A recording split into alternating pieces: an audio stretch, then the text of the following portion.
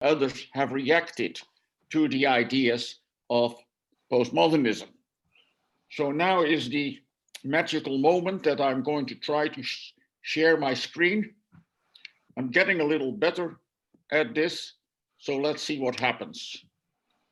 And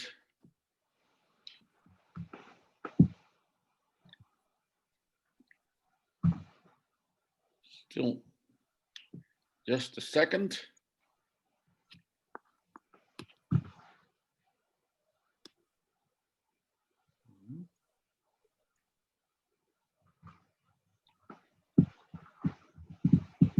Excuse me for,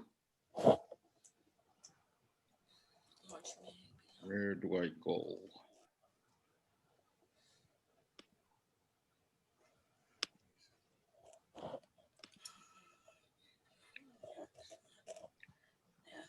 Just a second.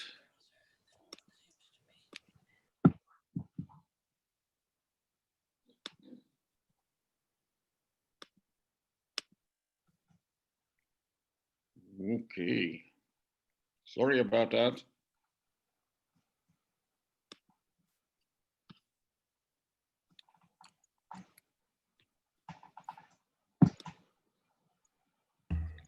And there you are.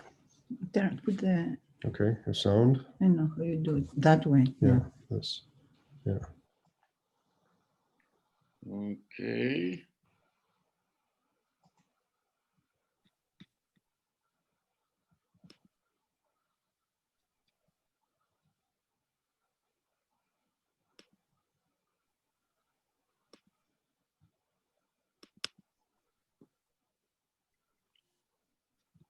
Beautiful. Yeah, we have liftoff, Houston.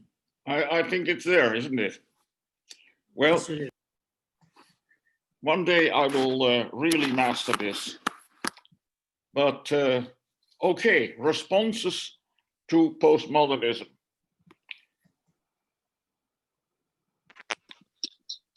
I think we should start by stating that we are faced with a reality. We cannot turn the clock back. Fact one, postmodernism, postmodernity is all around us. I think that was really the message of last week. And what we also touched upon and what we will be further touching upon is that Christianity is very much impacted by it. Christianity, the church in general, yes. But also fact number 3, the Seventh-day Adventist Church is very much impacted by it.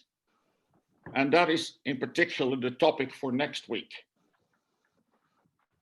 Another fact, we are individually affected by it. And I believe I am partly postmodern. And from our discussion last week, I felt that quite a few of you are at least also partly postmodern, and maybe even more partly than I am. So these are some of the realities that we are dealing with.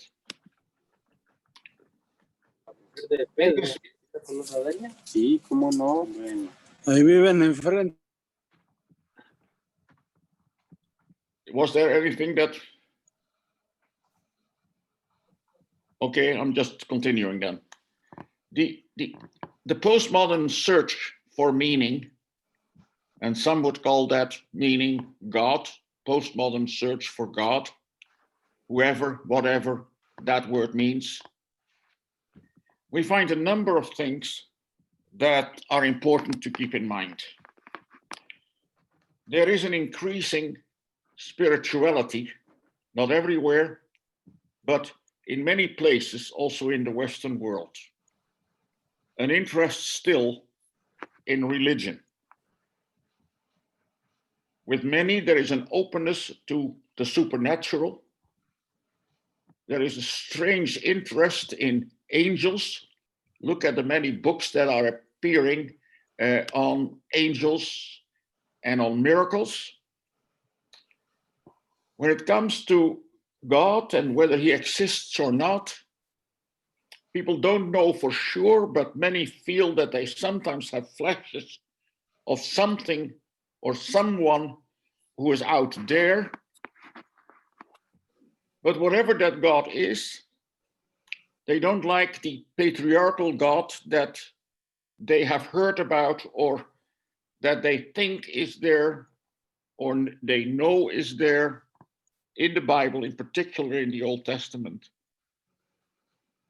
We referred to the fact last week that the reality is that for many, there is no knowledge, hardly any knowledge about the content of the Bible, biblical illiteracy. There's often question of a smorgasbord approach to religion. Now, some of you have Scandinavian backgrounds, so you should know what a smorgasbord is. And, the Scandinavians are very keen that you write it the way I have put it here on the screen with that little dot above the A.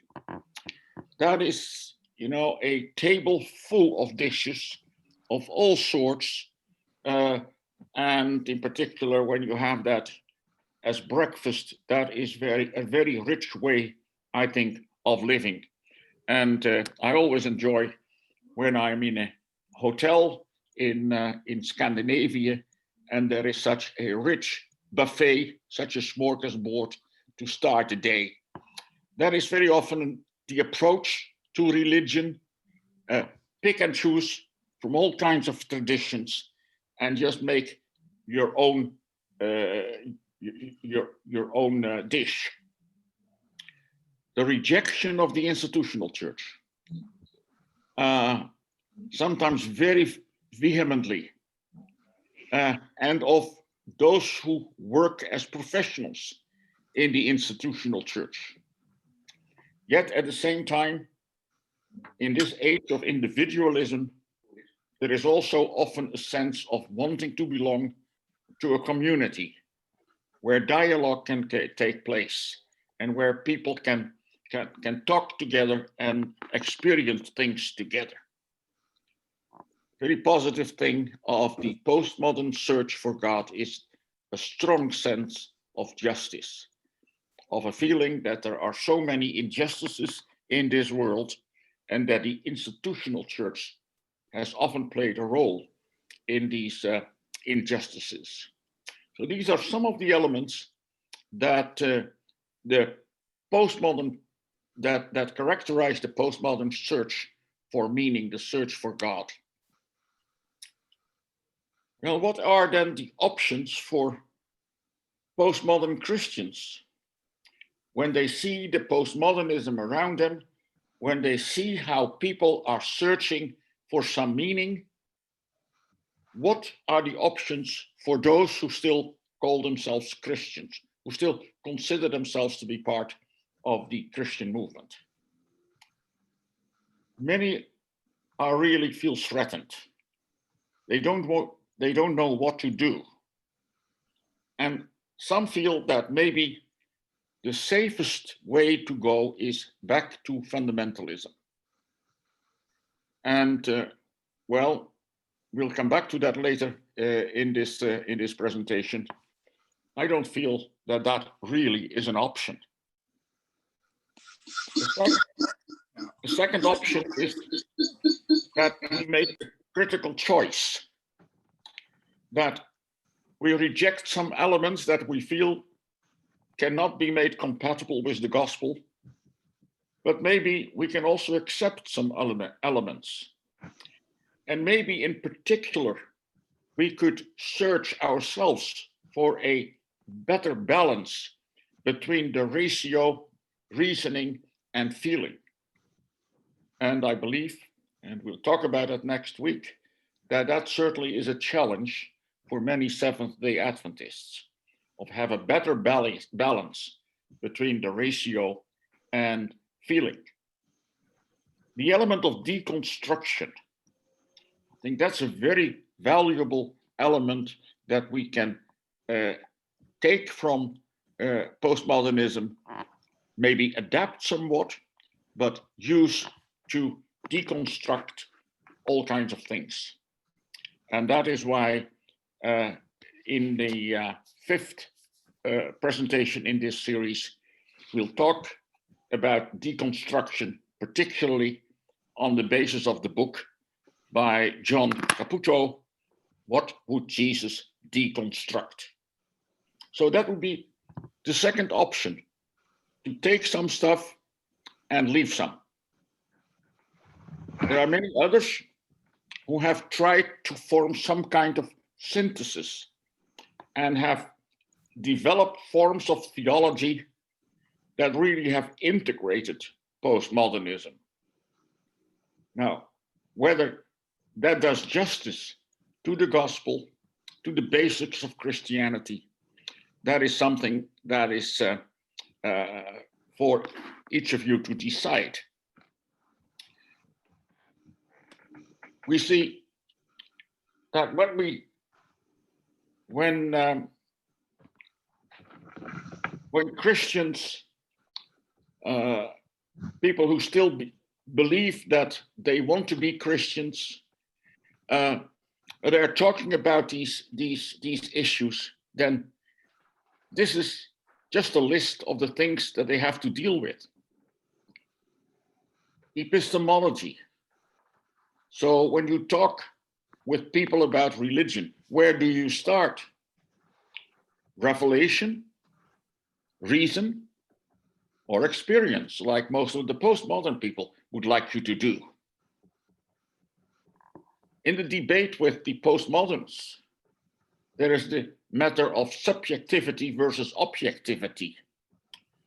And to say it in a formal way, is there a referent for the term God? In other words, does the term God stand for something objective? Is there really something, someone out there to which the word God may refer, something outside of ourselves? Or does the word God really refer to something that we have in our own mind, that is within ourselves? Is it subjectivity, objectivity? And you see here the difference between modern and postmodern. As we said before, great issue, is there absolute truth? Are we reduced to relativism with a lot of truth, plural? The role of doctrines. Postmodern people don't like a code of a lot of doctrines. So what do we do with systematic theology, with doctrines? And with the other issues, we see the question of the authority and the matter of inerrancy of the Bible, like the fundamentalists would want us to believe that the Bible is inerrant.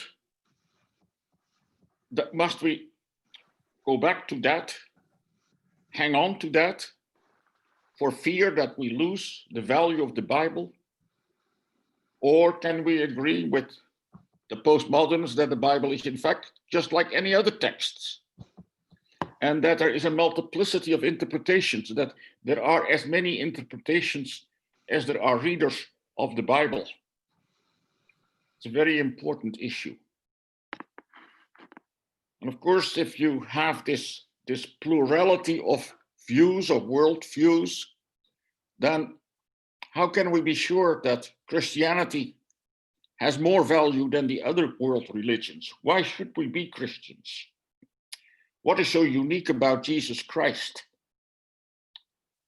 And if we say that Jesus Christ is unique and that Christianity is unique, then what version of Christianity? There are so many denominations that all have their own version of the Christian message and all believe that they are right. At least most of them believe that they are right. No one knows how many denominations there are in the world, but it has been estimated that there are maybe 30,000. So if we want to be Christians, should we get beyond denominationalism, what we call trans-denominationalism, post-denominationalism, a whole list of issues that play a role in the discussion between postmoderns and moderns, that play a role in the response that Christians must give when they're faced with postmodernism. Ik kreeg een boodschap via de host would like to unmute. Is dat voor mij of voor iedereen? For you. Just a second. After is asking me a question. Er staat de host would like you to unmute. Ja, dat moet jij dus doen. Maar ik moest straks mute. Mute, je moet unmute. Je moet mute. Ja, dat was ik. Okay. Okay. Well, there is some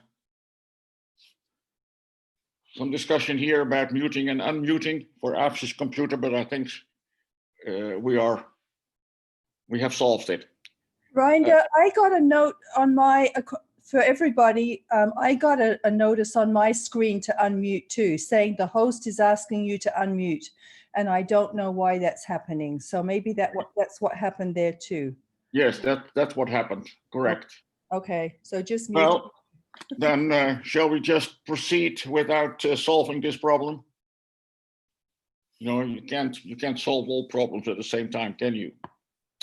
But going back to where we were, so there are, let me go back here. When you talk about one of the options for postmodern Christians, there is the option of a synthesis of forms of theology that have integrated, to some extent at least, the postmodern ideas. And I've just listed here a number of various theologies. Now, I don't think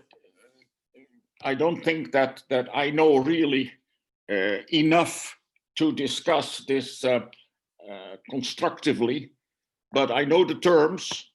I meet them when you do your reading. There's post-liberal theology, there is process theology, there is reconstructive or constructive theology, post-metaphysical theology, deconstructive theology, feminist theology, narrative theology, and there are many other kinds of theology.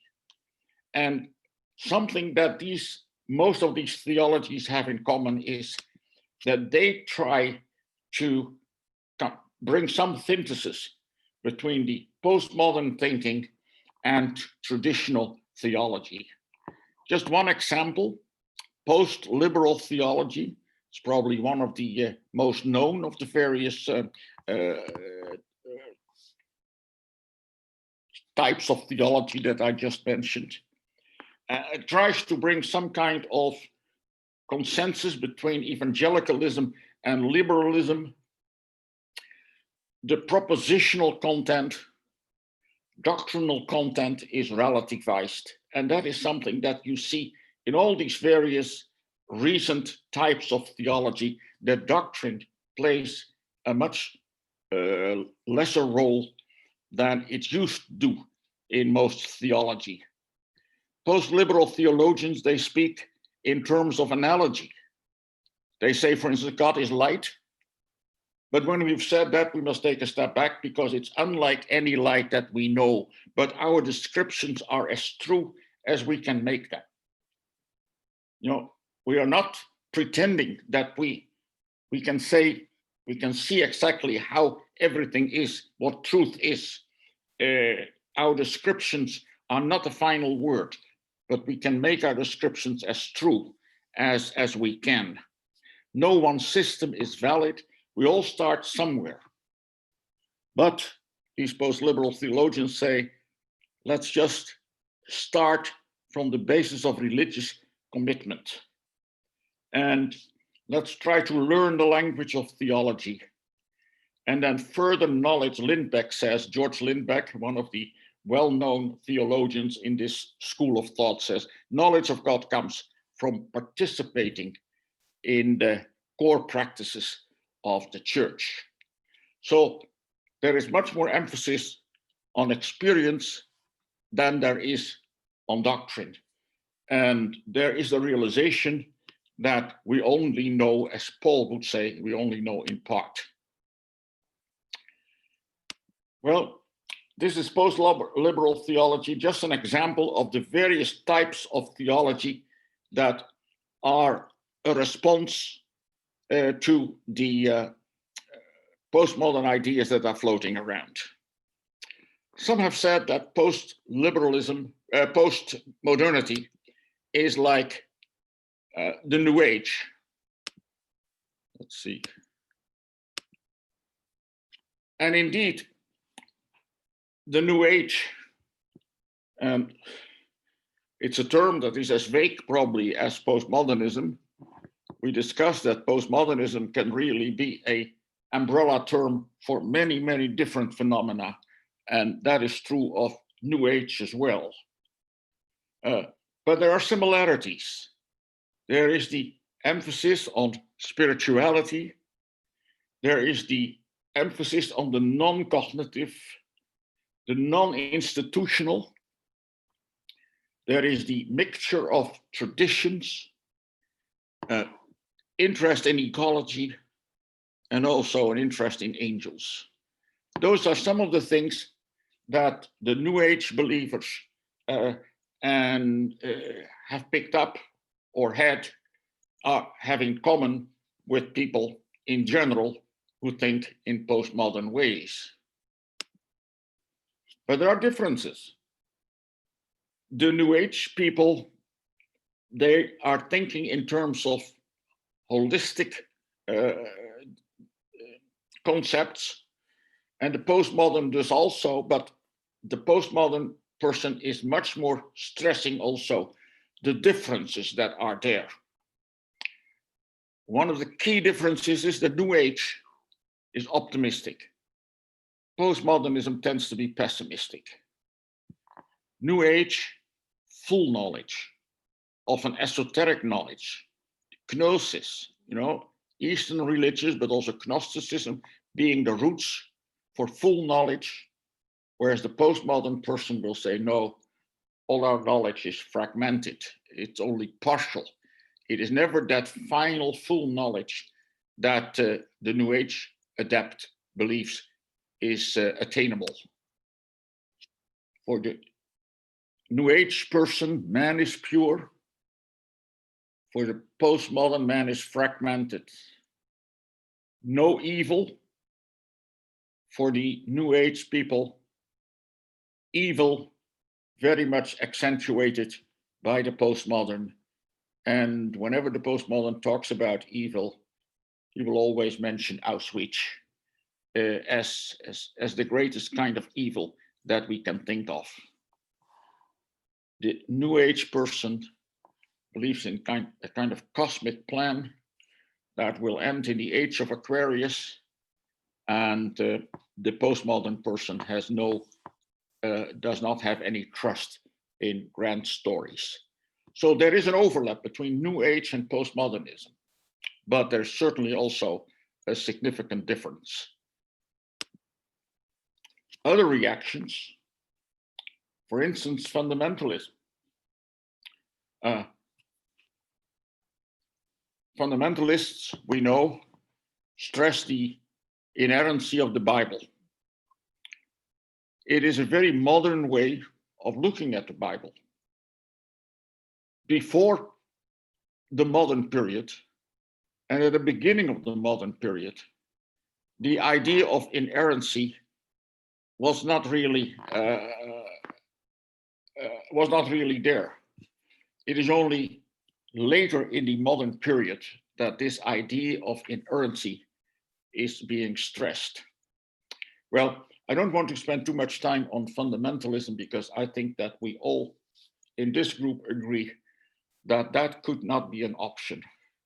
And unfortunately, we still find too many people, also in our own community, who feel that fundamentalism is the answer.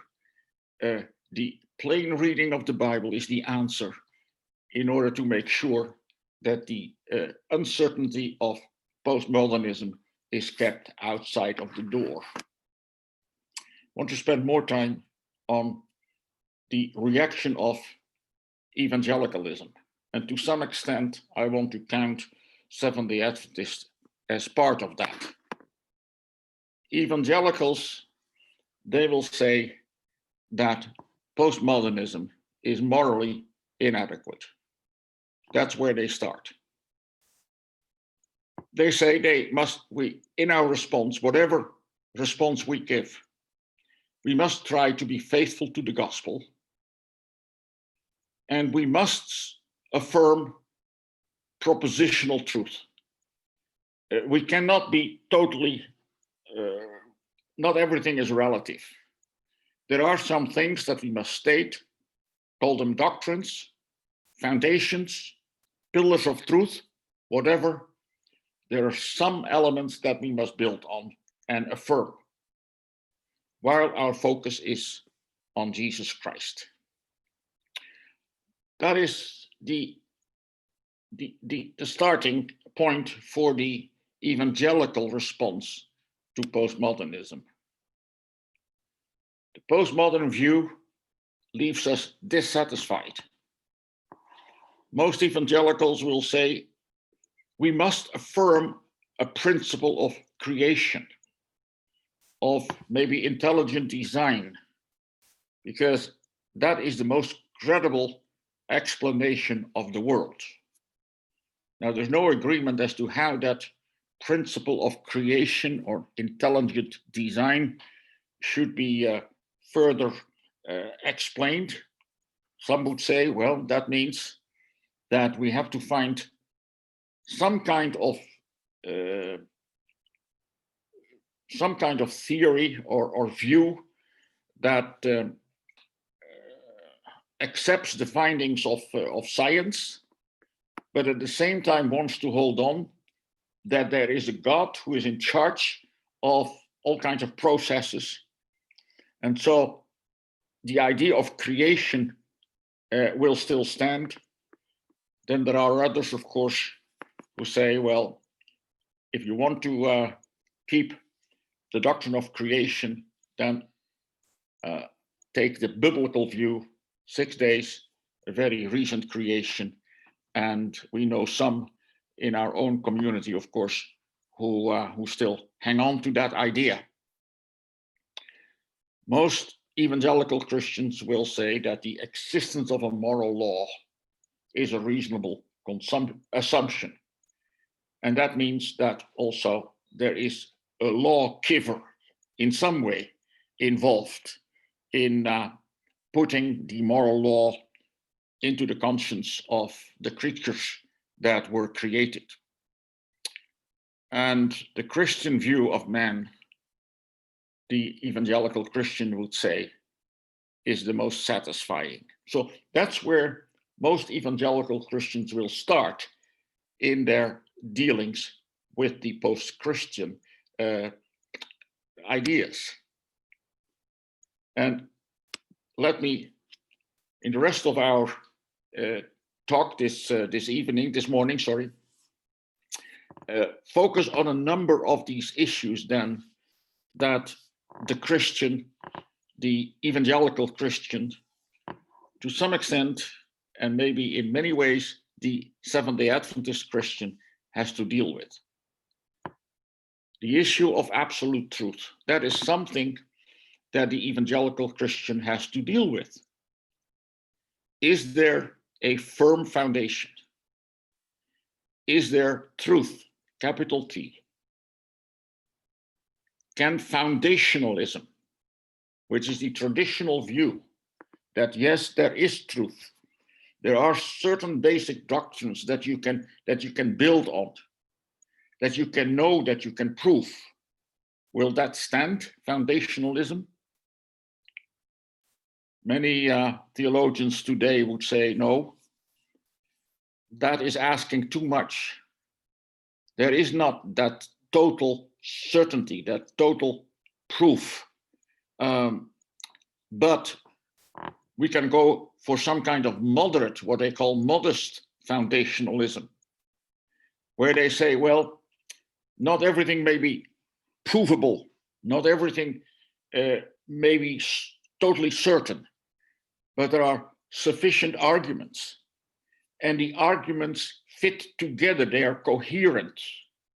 And as I mentioned earlier on, I think it was in my earlier series of talks with you, that I'm very keen on the writings of Alvin Plantinga, who says that, who also defends some kind of modest foundationalism and says no absolute proof, but we have warranted beliefs, and that is that we can build on.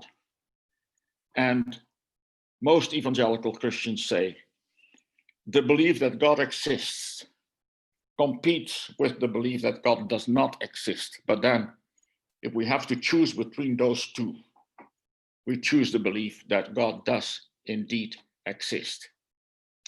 So that's one of the essential elements that the evangelical Christian has to deal with when he meets postmodernity. The next issue, I already mentioned that, why choose Christianity?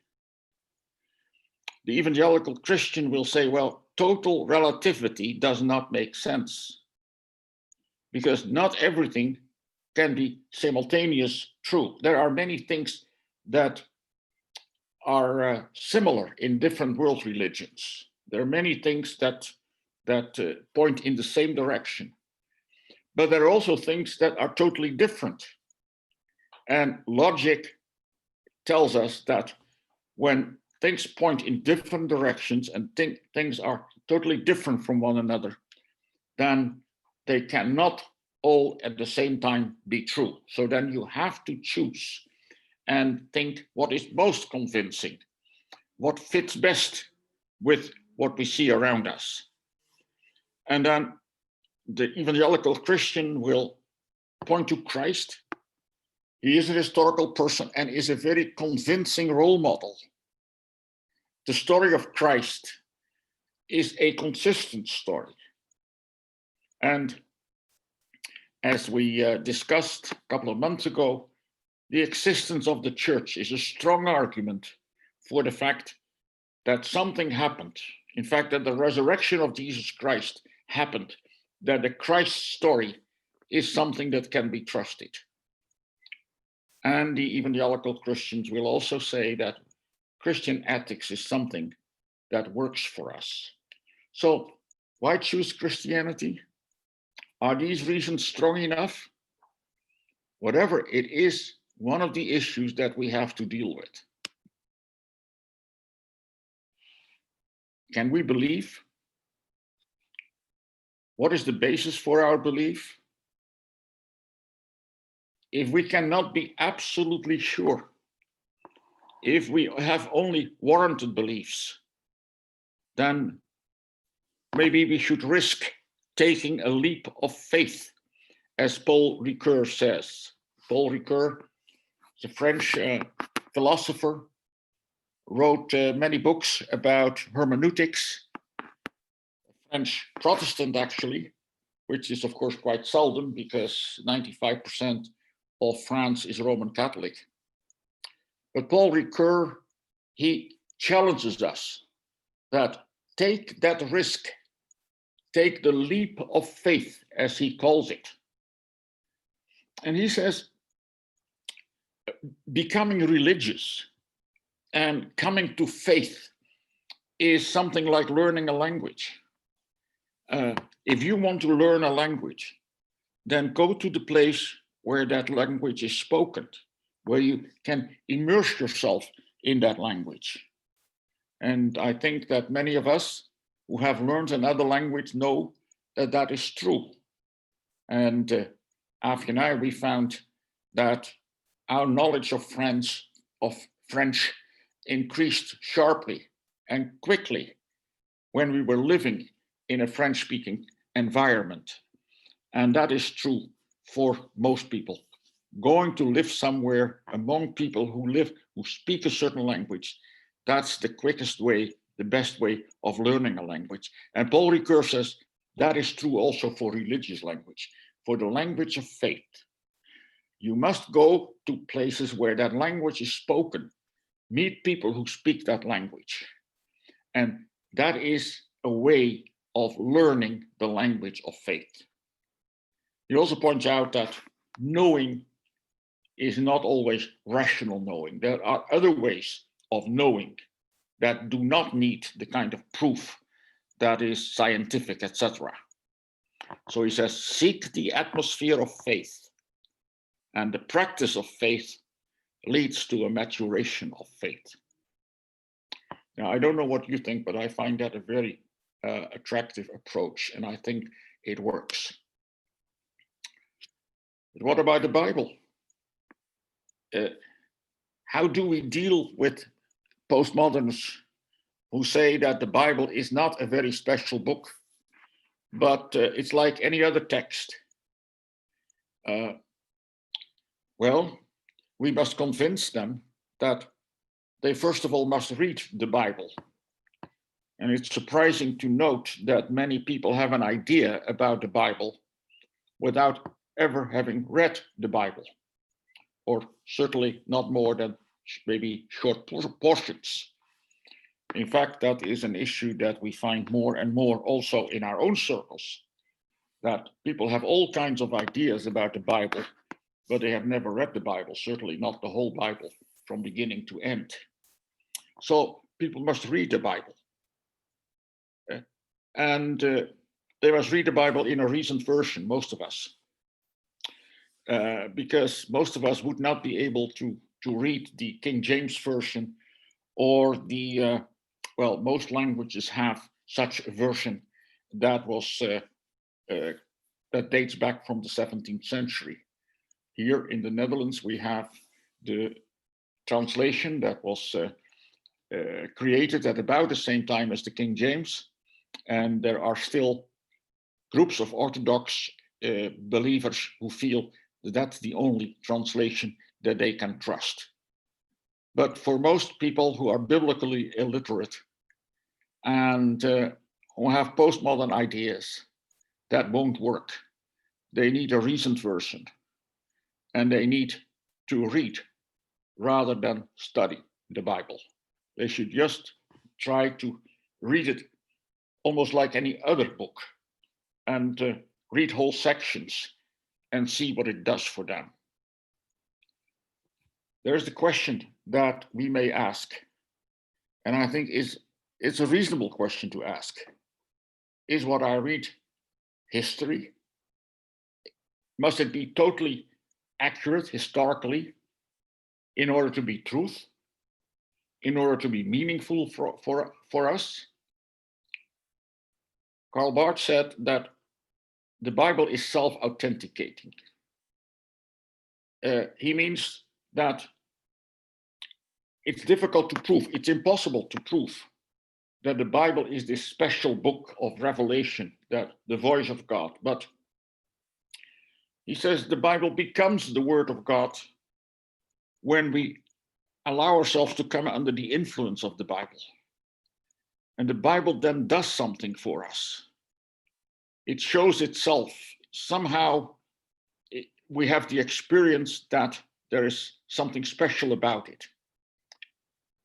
And I think we all know people, or have heard of people, who have started reading the Bible and indeed have found that it did something for them, and they have continued reading the Bible, and they have started to believe in the God of the Bible. Fair enough, we have to tell the postmodern people, postmodern person who wants to read the Bible, something about context and genre. It's important that they read the biblical stories and find that somehow they reflect our own story. And then I think we must tell them to have an open mind, use common sense, and maybe some things are difficult to believe, but so be it. Let them have the experience with the Bible and let the Bible do something for them. That would be, I think, a valid approach for evangelical Christians when they're talking with postmoderns about the reading of the Bible.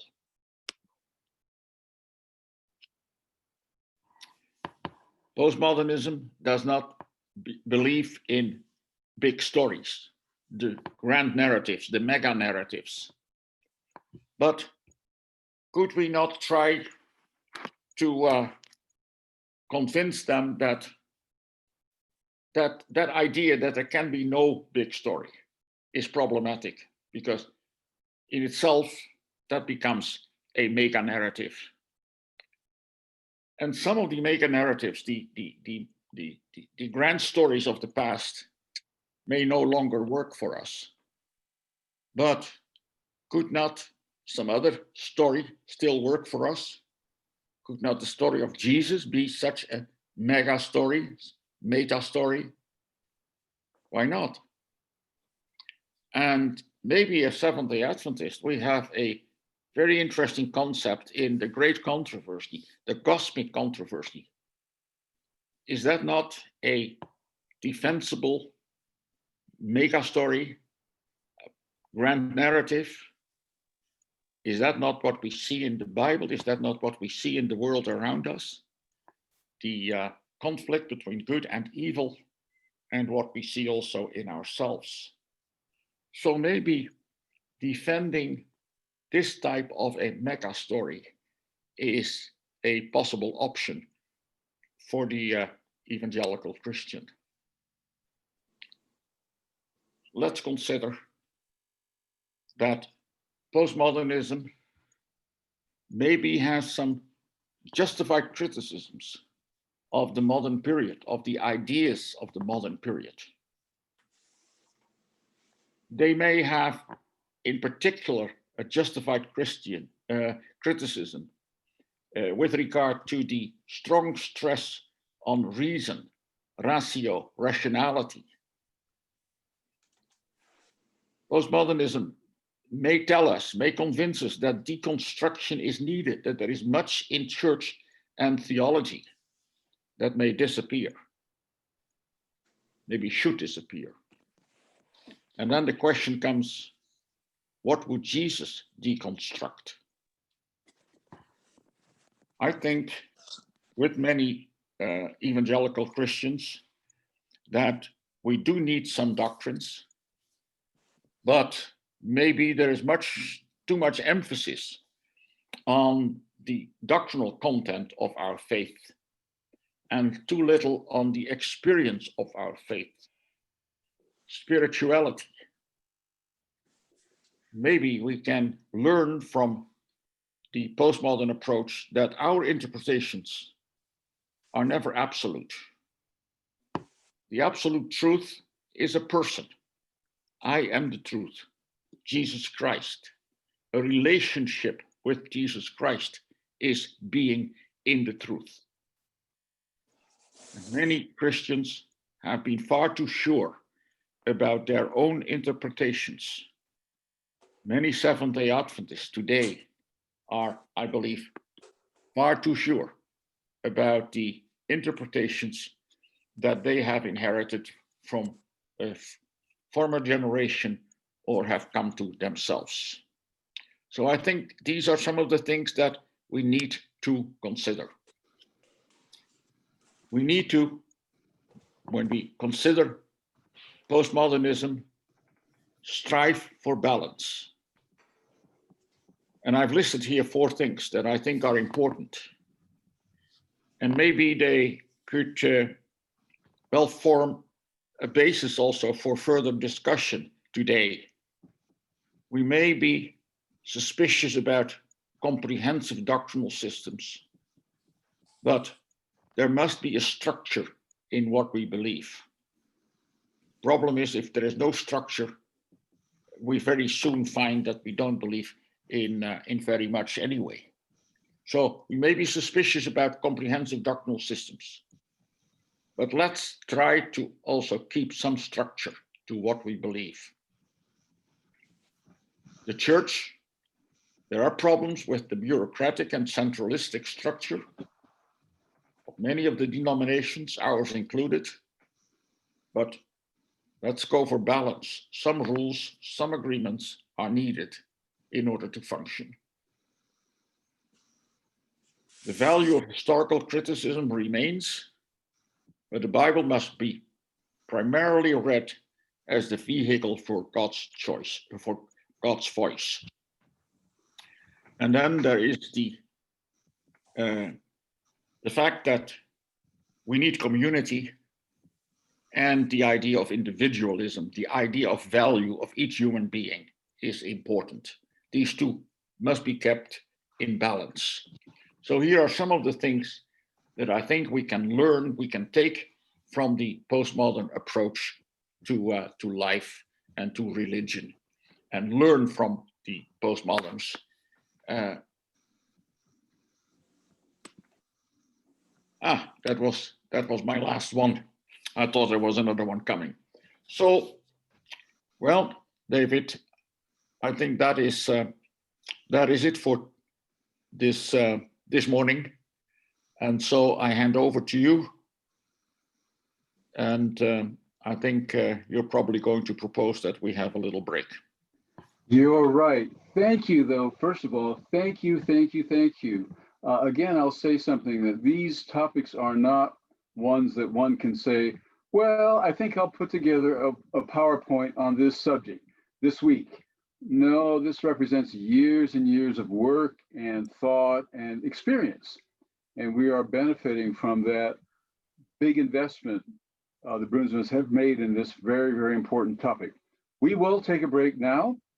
It's about, I think, 11:28 our time in California, 11:28 a.m. So let's begin again at 11:40 or so our time. That gives us about 12 minutes to rest and relax, get something to eat, maybe something to drink. As we go on our break, I'd like us to think of two words that Reinder used here that I think are very important. One is the word balance. That's the word he ended up with, and he talked about 4 different ways in which we could have balance regarding doctrine, the church, historical criticism, and the importance of community. But more generally, he's interested in a balanced approach, which takes us back to the first part of his presentation, which means that we'll have a kind of critical appropriation of it, neither total rejection nor total acceptance of it. The second word is adapt. That's very, very important because over the centuries, Christians have always related in some way to the dominant philosophical mood of the time. Basically, from Augustine to Aquinas, Christianity was Neoplatonic. From Aquinas to us, it's been basically Aristotelian, and that synthesis is breaking down. So now we have these new alternatives, and our time is marked by a wide range of options. The key is to adapt, but not adopt. That's the key. Adapt, but not adopt, and that's not so altogether easy. So let's think about balance, and let's think about adaptation, and come back for a good discussion in about 10, 11 minutes. Thank you, everybody. Let me say, David, that I was interested in hearing you read from 1 Chronicles 12, that text about the Issachar. And just recently, I actually took that text for a sermon. And so I have been looking at that text and have also come to the conclusion that that is really something, a lesson for us, that we try to learn to understand the times in which we live. Not the times of the 19th century, but the times in which we live. So thank you for reminding us of that text. Well, I hope that sermon's online so we can view it. That would be wonderful. I don't think so. It's actually not in English, I think. So I don't know whether you would benefit from the Dutch, but who knows? I might be able to put that into English. Anyway, okay. Yes, I'm going for a drink. Yeah, let's take a break about 11:40 California time. Thank you, everybody. Okay, if anybody wants to raise their hand, I'll start looking at names, wave on the screen, and I'll start a list together.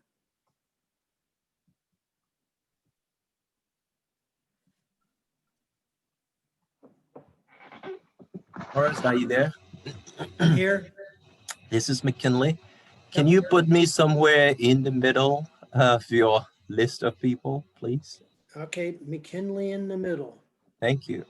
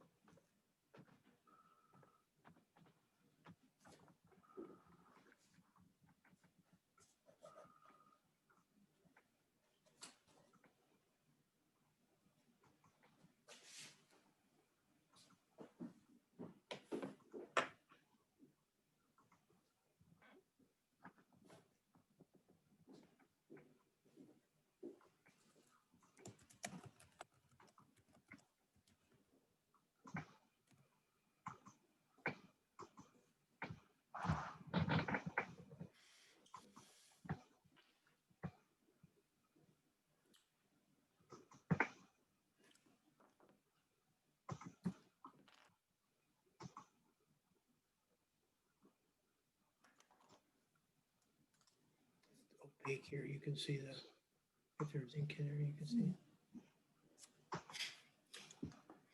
I've had this about 20 years now.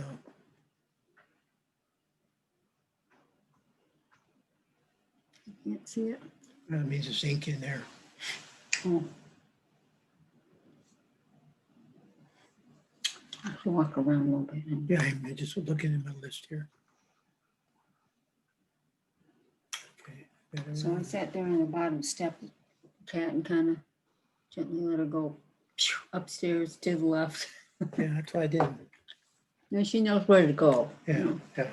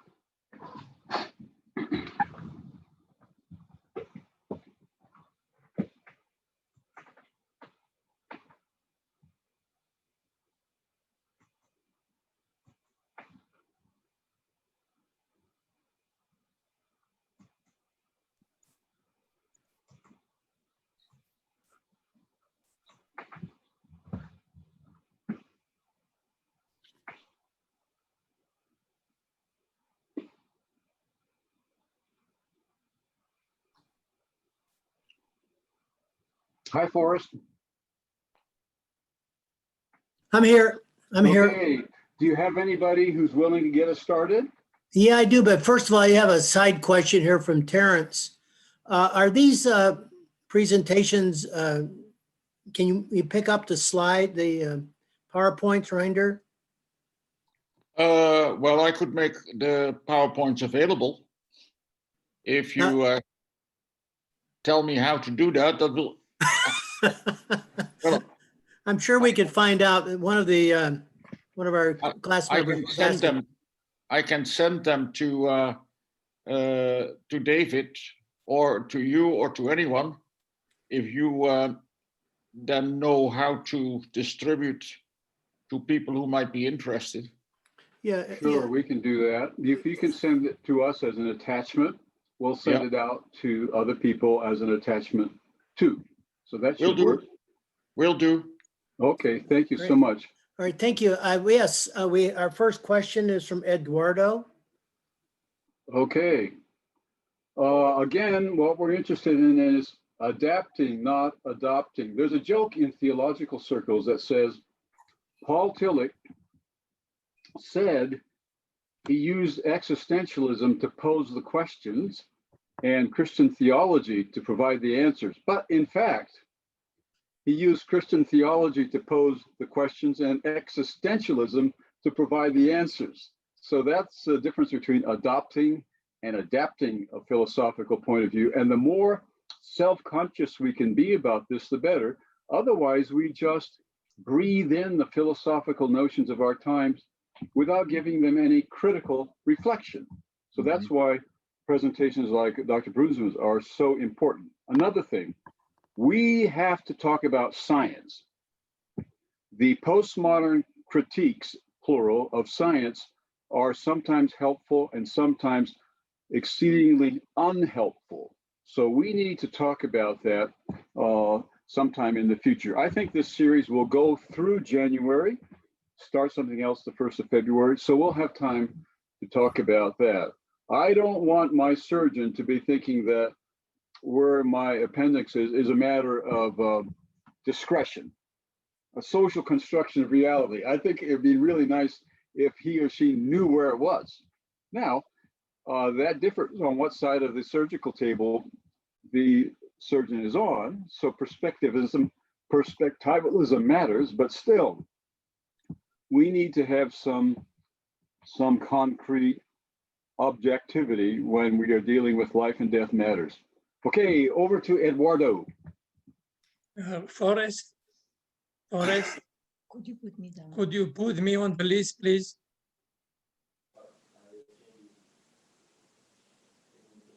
Forrest, did you hear Peter? Yes, just got him. Thank you. Got Peter on the list. Thank you. Thank you for your presentation, Pastor. I really enjoy, and I wish you can make it available to everybody. I want to tell my experience. About a year ago, Elder Wilson told me, Eduardo, you stopped the General Conference investing money in weapons, but you used the wrong methods, which I refuse. Then I asked him to give me a chance to change 4 of our fundamental beliefs. So he asked BRI to grant me a meeting with the Biblical Research Institute. And I had the meeting. They answered my petition negatively, and I was surprised by their answer. And I don't want to adapt myself to the wrong doctrines. That's what I am trying to change, the wrong doctrines in the church. And I think that the doctrines are the basis of the structure of the church. And I would like you to comment if I am correct, trying to change our fundamental beliefs. All right. Which one do you want me to change? Well, I want to change communion, church, spirit prophecy, and remnant, the remnant. Okay. Well, I don't know that whether I can do that for you tonight or this morning, but well, the postmodern person is not keen on doctrine. The modern person is, and I would plead for a middle position. Faith is not the same as doctrine, but when you learn a language, you need also to learn grammar. If you don't have a knowledge of the structure of the language, you cannot really communicate. But grammar is not the same as language. Language is the primary thing. If you want to talk about your faith, you need a little bit of a structure, some structure. And that's where doctrines come in. But doctrines must not be worshipped. God must be worshipped. And the question is whether all doctrines are of the same importance. I personally don't believe so. There are the doctrines that have grown in the church, that I believe the Spirit has inspired the church over the centuries, in particular in the early centuries of the church, and gradually a consensus has grown with regard to some of the essential elements of Christianity. Then we have also doctrines that are specifically Baptist or Catholic or Adventist. And we have some customs, things that have grown and that are traditions and that really have a lesser status. The problem in many churches, the problems I believe in the Seventh-day Adventist churches, that we don't differentiate between these various types of doctrines, but that we all feel they're all the same. They're all at the same level. As if not eating pork is of the same level as the Trinity. You know, there is a difference, and we must recognize that difference. Doctrine is always something that will help us talk about our faith, but it's always work in progress. It must always grow and mature. Doctrines never originate in a vacuum. They are always influenced by the philosophies of the time. And so, yes, we have a danger that we also, but it's unavoidable actually, that our postmodern views will also have an influence on how we formulate doctrine, how we deal with doctrine. It's never in a vacuum. But as long as we recognize that, and as long as we know that we must always grow in our understanding, and that our understanding is always partial, that as soon as we have stated something, we must take a step back and say, yeah, but it's different because my understanding is only human and I'm dealing with things that are far beyond me. So I don't know whether we should ask the church to discontinue certain doctrines. If time lasts long enough, that will happen by itself. And we find that also, that some doctrines nowadays receive far less emphasis than they did in the past. That's a process that takes place. We must resist the idea that we must add doctrines even to our 28 fundamental beliefs. There are some who feel that there are some things that should be added. If anything, we should have less than more. but it should continue to be in progress, and we must resist the idea that it can be set in concrete once and for all. And I believe, brother, that has made your discussion with the Biblical Research Institute so what it became, because there is not the tendency there to actually reduce the number of doctrines or be a little bit more flexible on some of them. Yeah. Can I follow up a little bit? I was very, very disappointed by the process. I don't want to impose my thinking. I wanted to reason, but I was very, very disappointed by the process that they follow. But thank you. And I think that in my mind, and to a certain level, doctrines and faith are the same. Because if you look to the dictionary and find faith, it describes as a doctrines, teachings, believings, and in some sense, they are the same. Both are one. I don't think they are separate and they are different. I think that they are integrated. That's my idea. Well, I would say that you know, even though faith can be defined in different ways, that believing in God, having a relationship with God, having a Christian religious experience is not the same as assent to particular doctrines. That may help me, that may make it possible for me to think about God and about what he does for me. But my relationship with him is primary to having these intellectual assent to particular doctrines.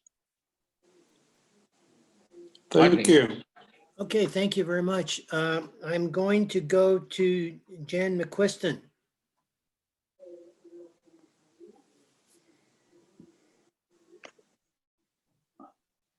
Okay, it's me, Forrest. It's Roger.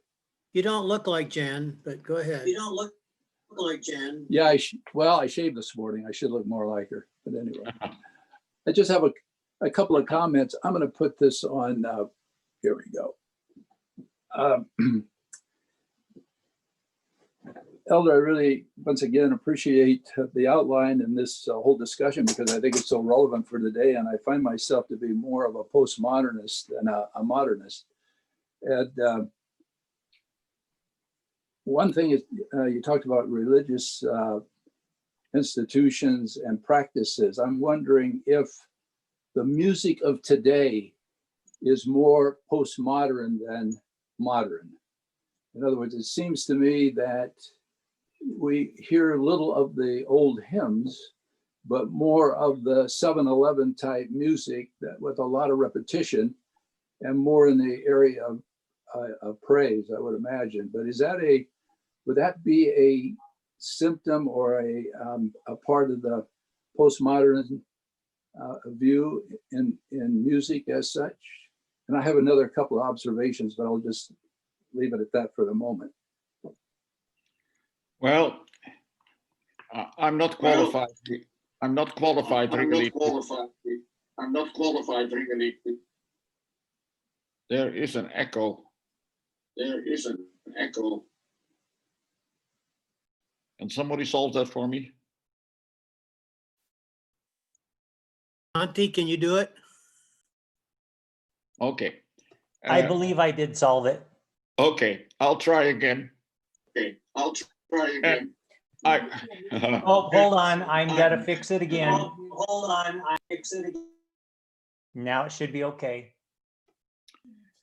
I'm not really qualified, I think, to speak on that because my knowledge of musicology is very limited.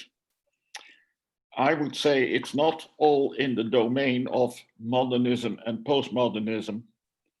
It's also in the domain of taste and poor taste. And it is also, I think, a matter of that some people have not learned to appreciate more of the traditional hymns of the past. And we are not always successful in having a good mix. You know, the 7-11 songs that you refer to, 11 times the same 7 lines, don't really appeal to me very much. But if it does help to keep some of the younger generation in the church, then I'm very willing to put up with it. It is, I think, part of the postmodern tendency in the sense that most of these praise songs are about experience. It's our experience. I praise. It's expressing what I feel. But well, I really don't know what to say except that I wish there were sometimes a more careful choice, even of those modern praise songs. You know, some are decidedly better than others. But that we would also not forget the rich heritage of Christian music that many of us can enjoy. Well, I'm not sure that I'm making sense, but. Did you have something else, Roger? Yeah, I'd like to just, I'm wondering in regard to the marriage vows of postmodernism, are they as important than to the modernists as such? In other words, is there an aspect of commitment versus the legal marriage vow as such? Is there any, do you see any changes there? Yeah, I think there may be. Yeah, I think there may be. There is this problem with postmodern people that long-term commitments are more problematic. I don't know about the statistics in the United States, but in the Netherlands, most people live together for a number of years before they get married. That is more the rule than the exception. But it does not seem that the number of people that separate without, when they're living together without having been formally married, that the number of separations there is any bigger than the number of separations of people who have formally been married. But it may be that the modern generation is more committed to keeping a relationship going. That is in theory. But whether that is in practice also, that it doesn't seem to be there's that much difference. So, and you know, there are many other issues that probably play a role, and that is that former generations expected maybe less from a marriage relationship than today. Today, there is much less the economic element. You stay together because of, you know, otherwise you are in trouble. And for women to find their own way without leaving when leaving the marriage, that was much more problematic in the past than it is today. So it's difficult to compare apples with pears. But in general, the commitment, long-term commitment, is noticeable, in particular when it comes to memberships of organizations. You have in the United States a large percentage of people that are actually members of political parties. In Europe, there are just a few people that are actually members of a political party. They may vote for a party, but they do not want to become members. They do not have that full commitment that maybe their parents or their grandparents had. And they will vote for one party today, and they'll vote for some other party in the next election. Some will stay loyal to one party, but there is much more switching than maybe you have in the United States. So that long-term commitment, at least in Europe, towards parties, towards also all kinds of associations, that is much less than it used to be.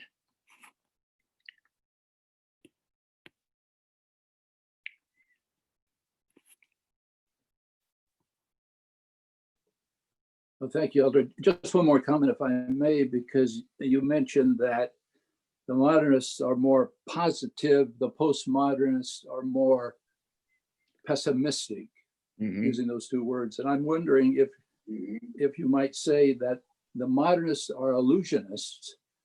They are living as if the future is going to continue on as in the past, infinite growth, unlimited resources, et cetera, whereas the pessimists, the most postmodernists, are realistic in that they see that you cannot have infinite growth on a finite planet. There are limited resources. They are depleting aquifers, energy, soils, etc. And consequently, they're more concerned in that sense. Yeah. No, I think that's fair enough as a description. That's fair enough as a description. Thank you.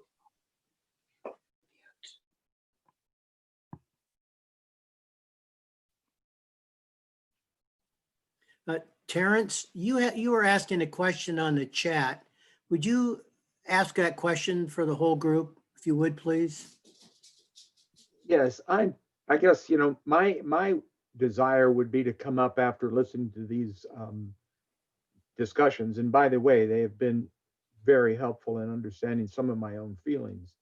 But I would like to come up with a philosophy, a religion, a story, postmodern story, which people who have no information about the Bible might be able to understand and be able to see truth in. Because when Christ comes back, he's going to come for the whole world, I think, not just for Adventists. That was the way I was raised, but I don't believe that way anymore.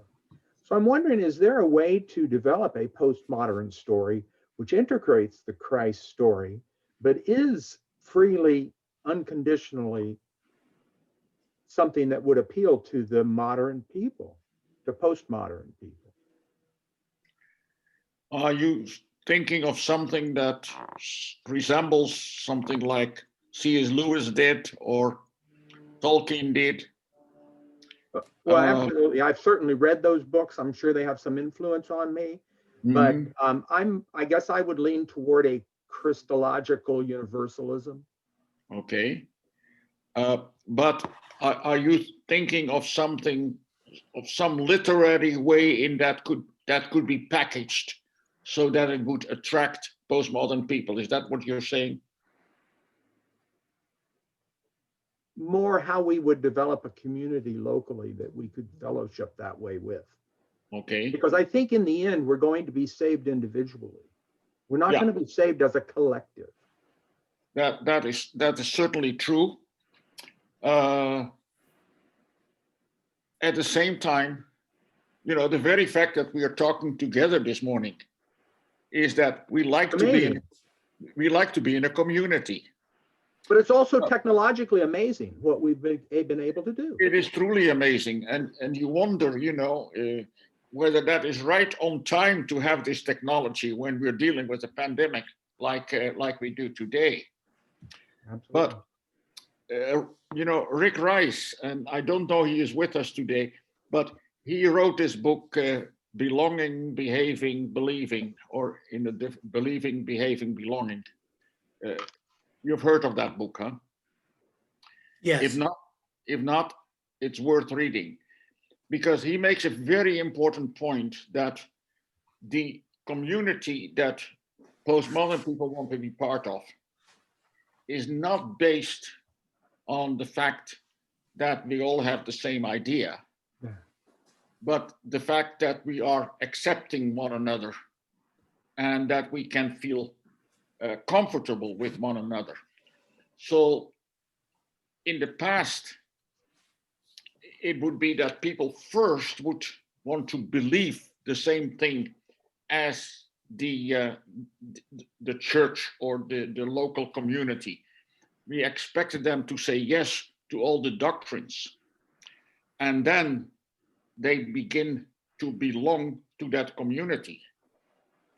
Now people want to feel that they can be part of that community, and as they are part of that, they hear about some of the ideas that are floating around in that community, and they will accept many of those ideas, often in their own way, but belonging is before believing. And that is a very significant difference between the modern situation and the postmodern situation.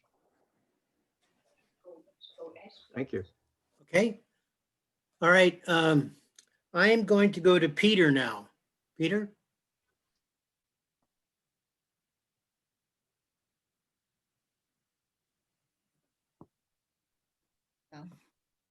Okay, you're on. Yeah, I'm on. Yes, you're on. Thank you, Dr. Bruinsma, for your presentation. You gave us a lot of food for thought. I was very sorry that I was not able to attend the last Sabbath meetings. I still don't know why I was not able to.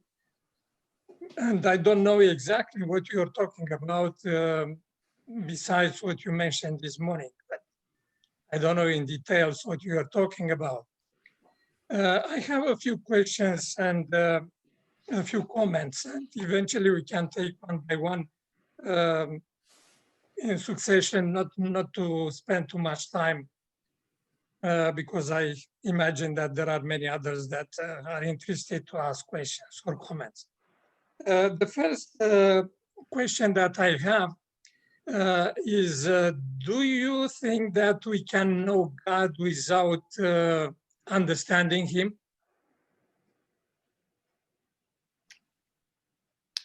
I think that that is maybe not phrasing the question quite in the right way.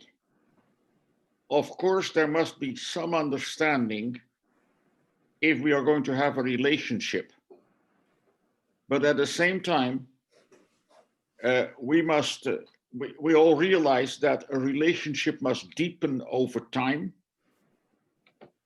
because we will know more about, well, even in everyday life, to have a relationship with someone, you know something about the other person, but as the relationship deepens, you know more.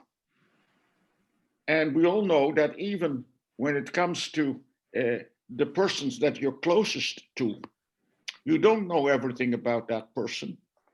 But still you can have a close relationship. Now, there is that infinite distance between me as a human being and God as the Almighty, the Eternal One. So all my understanding of him is partial, is only, we're looking dimly in a mirror, Paul says. But as our relationship with God grows, then surely we have a better idea of what he is and what he wants for us. But knowing him in a sense that, you really, fully know him, no, that's impossible as long as we are on this earth, I think. Thank you. Then it will be fair to say that we as human beings, we are limited, and of course we cannot comprehend God. But still we can know what was revealed to us in Jesus Christ. will that be a fair statement? That would be a fair statement, that the essence of who God is revealed in Jesus Christ. Yes, that's why he came. Yes. Thank you. The next, you mentioned when you talk about different types of theologies, you didn't mention the liberation theology. And I was wondering, was that on purpose or it was just an omission? Because this is a very important theology that was very influential in Latin America, and it's influenced even in the West, and it's influenced in the Adventist circles. Because I heard a lot of theories that we have to take care first of the poor, but I know that Jesus gave his disciples the message first to talk about the good news, to spread it throughout the world. I know that the Christian church associated this spreading of the good news with taking care of the poor, and the Apostle Paul is an example in this regard. Liberation theology, yeah, that could well have been part of the list, and maybe I should put it in the list. And of course, there are also other local theologies that, in different parts of the world, that we may want to put. The list is not exhaustive, but yeah, fair enough. Liberation theology is among the, with feminist theology, probably among the most noteworthy kinds of theologies of the last half century. So, yeah, that would be fair comment. Thank you. The other thing, let me see. What was the other point that you were making? Well, you answered the question. Okay. Yeah. In regard to the truth, as you mentioned, the postmodernists believe that we cannot attain an objective truth, but as a Christians, can we still believe that we can reach the truth you mentioned in Jesus, and I will add the Bible and also the apostolic tradition? Will that be a fair statement? Let me think this through. Yes, we can know the truth in Jesus Christ. To say that the truth is in these, let's say, apostolic confessions and other major statements of the church, I think they help us in our search for truth. But at the same time, they also leave us with many questions. And often we use words because when we want to talk about things, we need words, human words. But take the term Trinity. Really, what does that mean? We have come to the conclusion that God is one, and that there is a threeness in God. We talk about persons, we talk about nature, we talk about, we call it the Trinity, and we have all kinds of terms. But are they really catching the essence of who and what God is? Or are these the best words that we can find to describe something that goes far beyond us? And I think that is the case. So are they the truth? They help us in our search for truth. They help us in finding a way of creating a relationship with God. But it's human language. And that is so important that Christ came to us and helped us to understand better what is behind this human language. What is it when we say that God is love? What is it when we say that God is mercy? Jesus Christ helps us beyond the terminology that we have to better understand that. Thank you. The next, you were talking a lot about mentioned about the meta-narrative and especially in connection with François Lyotard. I don't know if you last time insisted more on meta-narrative. What exactly is the meta-narrative? Giving some examples about the meta-narrative, and this, in my view, this is very important because, especially in regard to the origin of the West, the meta-narrative that was created, the postmodernists, they deny it, and in relation with that, of course, it will be very important to understand the Christian meta-narrative and how we should take it. Well, some of the meta-narratives that have been important and that have been mainly discredited by postmoderns are, for instance, Marxism, communism, and also capitalism.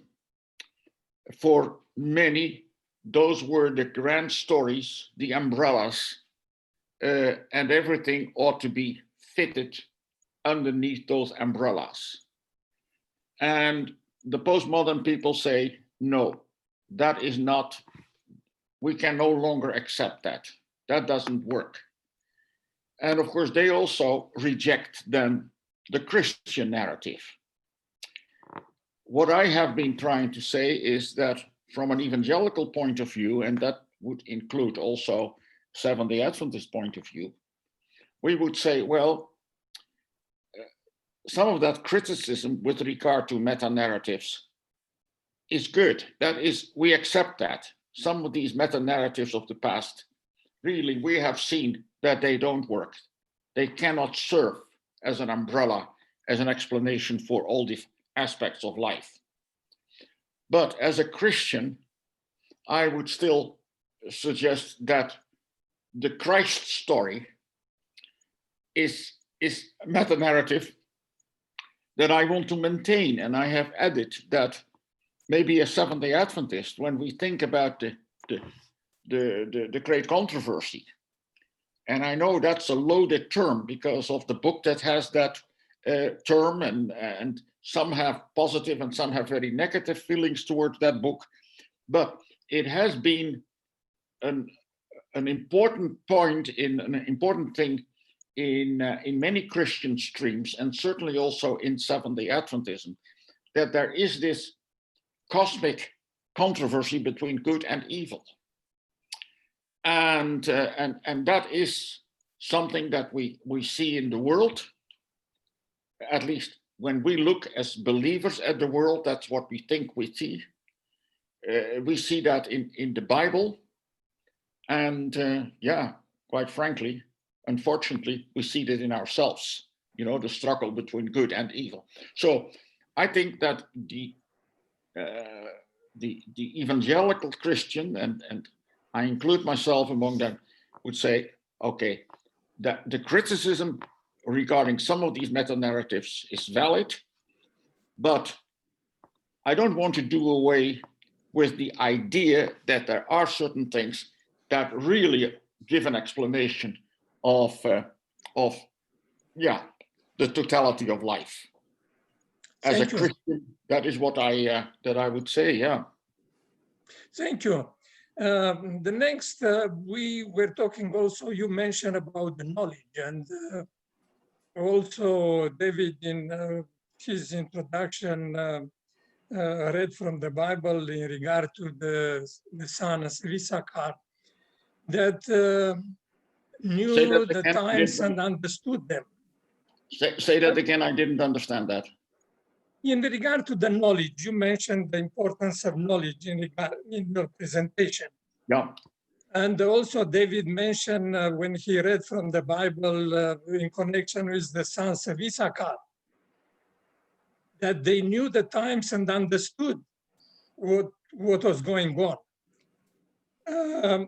In regard to that, what do you think it's Solomon in Proverbs is talking about that do have knowledge with wisdom, or put in another way, knowledge with understanding. Well, there are a lot of people that have knowledge, but the problem is understanding what to do with the knowledge. Do you think that we should pray more for having not only knowledge, but knowledge with understanding? Yeah, obviously that's the case. You know, the sons of Issachar, the other tribes, they and the leaders of those tribes in that story in First Chronicles, they have information about the weapons that they have and about the number of soldiers that they can recruit. And obviously that was important for David to know what he could count on. But it's exceptional to hear that here is a group of people that don't claim, first of all, that they have certain weapons, but that they are known for having an idea of what's going on around them, understanding the time. And for a king like David, that would be important to have people who have that sense of what is going on around them. And I would say that it's important for us certainly to have knowledge of what, you know, of history, of what has happened, knowledge of what's going on all around us, but to be able to think it through, to have understanding, surely that is essential. Knowledge by itself can be very negative, but it needs understanding. Now, unfortunately, in our postmodern time, the emphasis is mostly on information. If anything, we need a mix of knowledge. We need access to information, but to be able to put it together and have wisdom, yeah, that's the challenge for a Christian.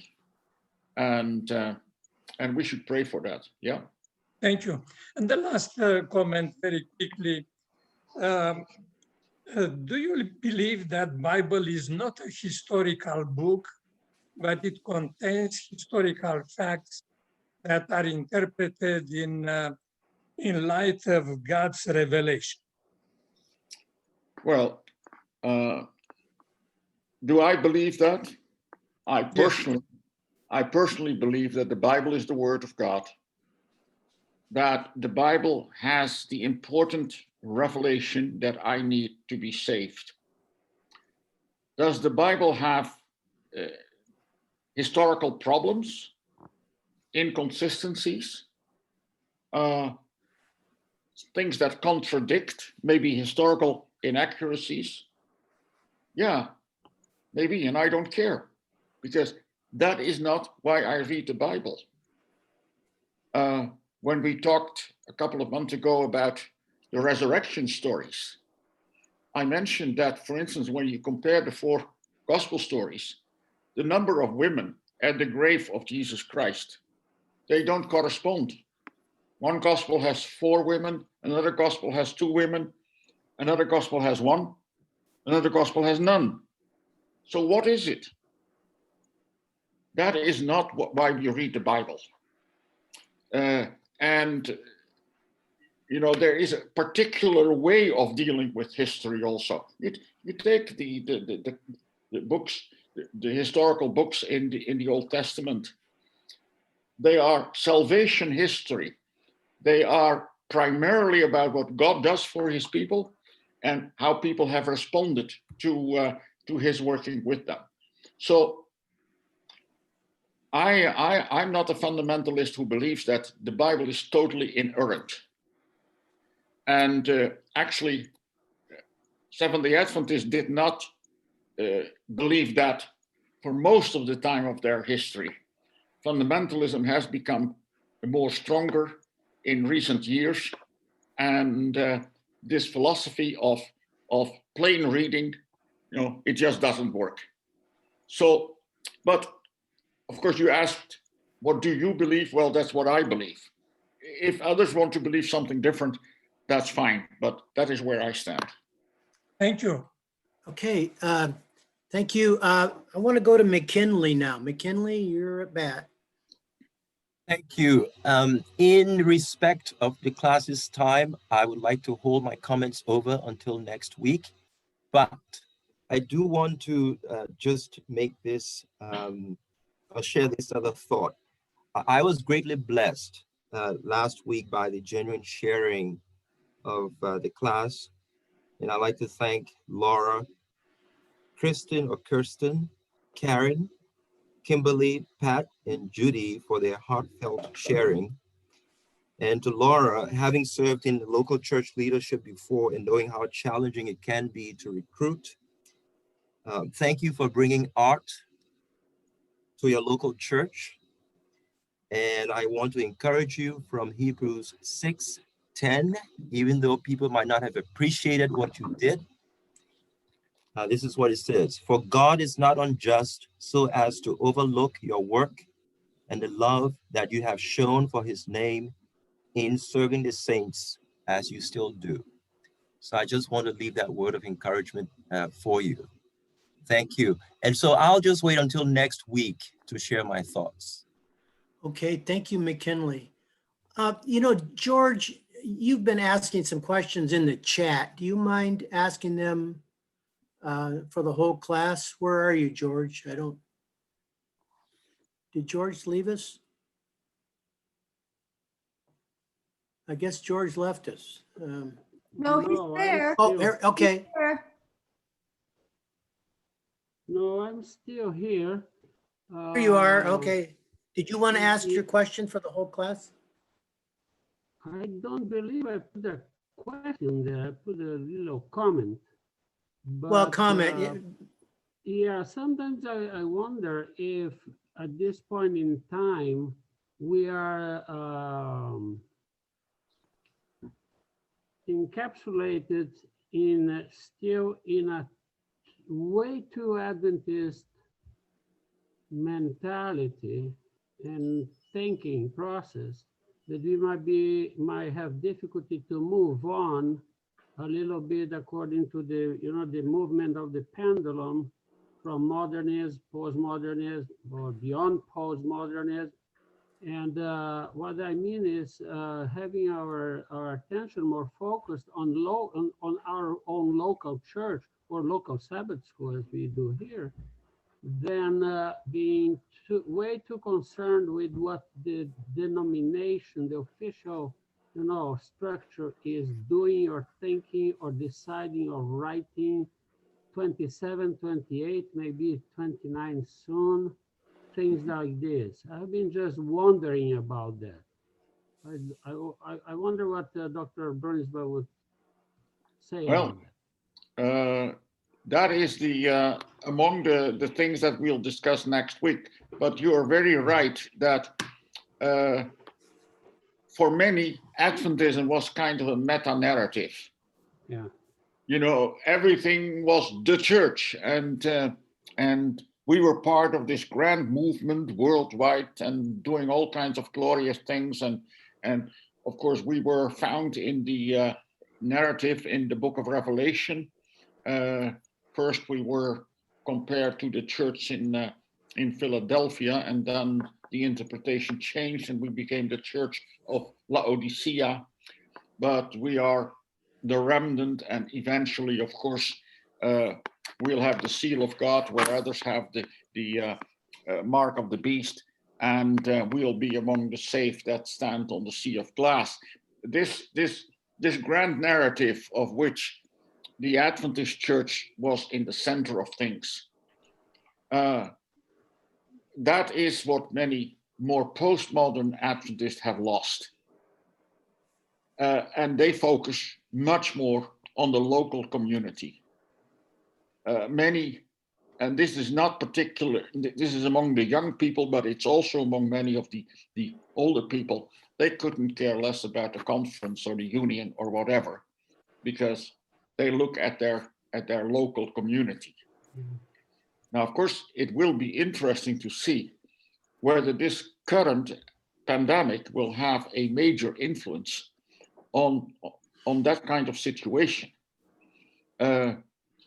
Will we be more selective after this as to the kind of community that we want to adhere to? Because now we are not in a physical locality and we don't watch a worship in one particular, but we go to different places and we like this and we like that less and we like that more. So what will that do? We'll have to wait and see. But certainly for many more postmodern people, the local church is the center of attention. And we must admit that is a more biblical view also. Because when Paul writes his letters, he writes to the church in Rome, he writes to the church in Corinth, in the church in Ephesus. That is always where the church is, that group of people in that particular locality. They are the church.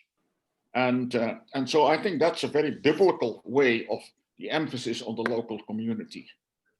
But for many who are still thinking in more modern terms, that is a danger.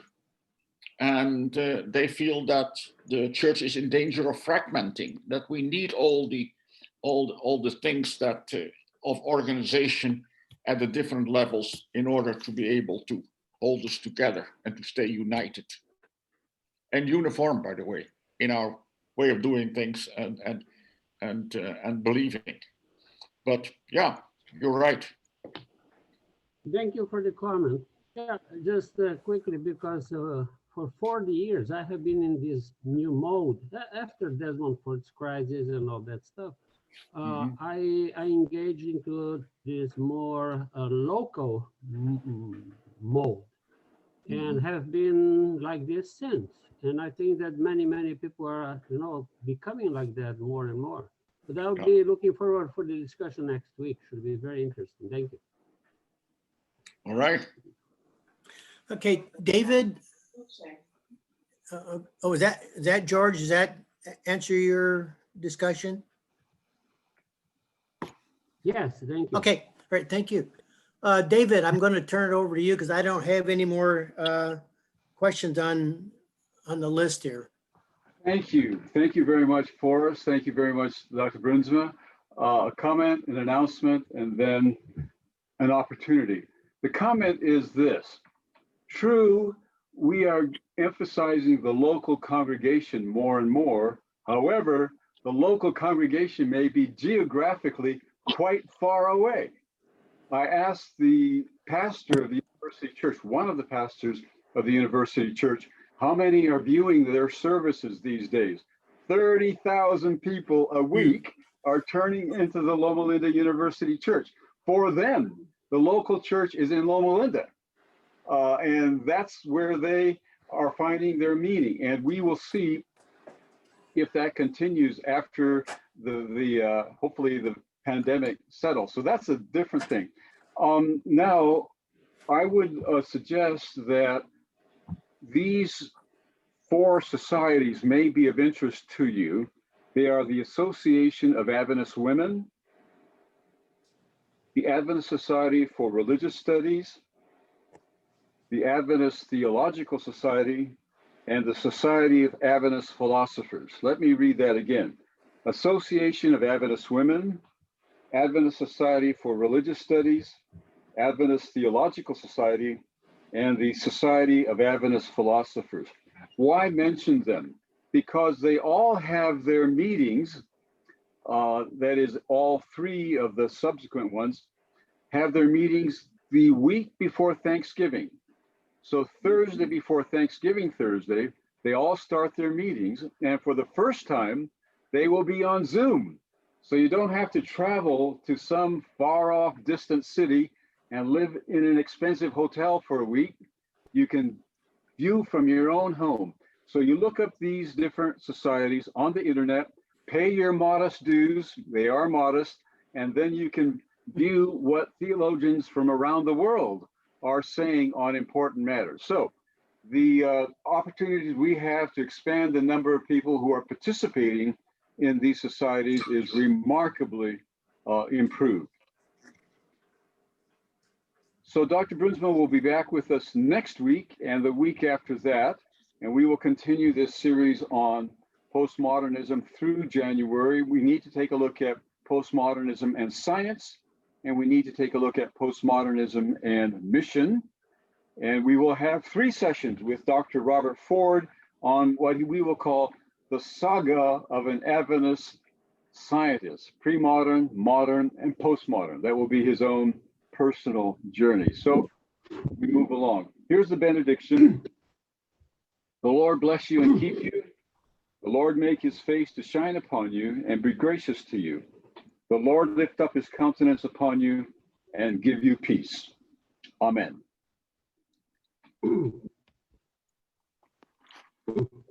Thank you all, and see you next week. Thank you, Reinder. Bye-bye, Brian.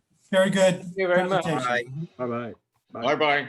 Bye. Thank you, McKinley. That was very helpful. You spoke for all of us, McKinley. Thank you. Well, it was a good Sabbath school. Blessings to all. And I'll share next week. Oh, we need one on postmodernism and finance. You and Rodney Corker need to help us on that. Postmodernism and finance. Okay? We'll Start consider thinking it. about that. All right. Thinking pre-modern, modern, and postmodern ways of bartering and exchanging and borrowing and so forth. And the selling Bible- carbon credits. The Bible is against usury, right? The Bible is against usury. How could we run contemporary society without borrowing and paying interest? So there's a place where we have really, really changed. Okay, Rodney, I need you to get Just to work. saying hello to Donna and Jeff. Good to see you. Oh, I wanted to say something to the group.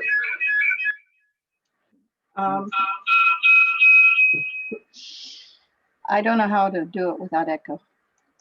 Sorry. What do you want to say? I wanted to tell everyone that a couple of years ago, you may know that Reinder officiated at our marriage. And as so wonderful. And as part of that ceremony, he had an extended homily on commitment. And we would be glad to make that available to anyone who wants to really hear Reinder on marriage and commitment. It was excellent. So if you'd like to look at that, send us an email. Okay. Anybody needs to get married in this group? But you have to pay for his transportation. Yes. Or do by Zoom. All right. Thank you very much. Bye-bye. Bye. Hey. Brother. Hi, McKinley. Hi, dear. How are you? Good, thanks. And you? Doing great. Did you have a good Sabbath? A good week, rather? Yes. Yes, I did. Thank you. That's good. All right. Looking forward to you and Dave dressing up for your for your concert. Oh. It's coming. Okay. All right. Have a good Sabbath. You too. Bye.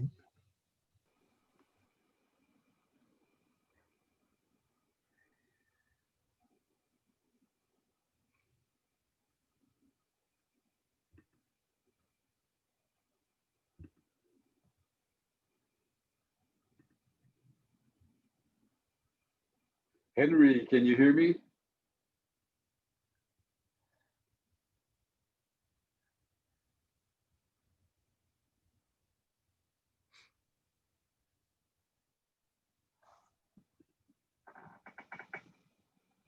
He's muted. Okay, I think we better conclude. I think it's time. I think everybody else is muted. Okay, thank you very much, everybody. Bye.